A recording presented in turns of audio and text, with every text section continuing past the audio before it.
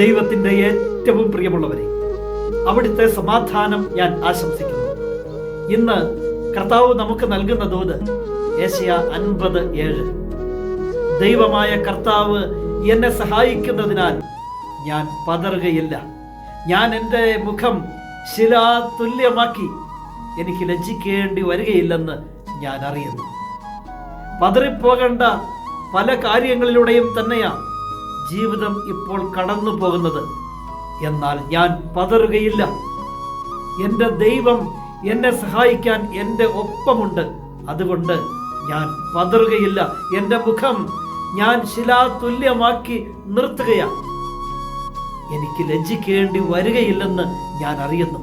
ദൈവമല്ലേ ഒപ്പമുള്ളത്, അവിടുന്നല്ലേ സഹായിക്കാനുള്ളത്.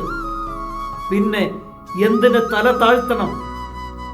ഹൃദയത്തിൽ ഞാൻ ഉറപ്പിക്കുകയാണ്, എനിക്ക് ലജ്ജിക്കേണ്ടി വരികയില്ലെന്ന്. ദൈവം ഒപ്പമുള്ളവർക്ക് എങ്ങനെ ലജ്ജിക്കാൻ സാധിക്കും?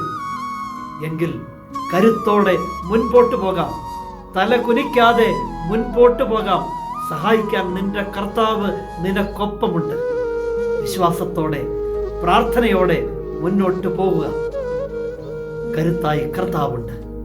കരുണാമയനായ ദൈവം നമ്മെ എല്ലാവരെയും സമൃദ്ധിയായി അനുഗ്രഹിക്കും.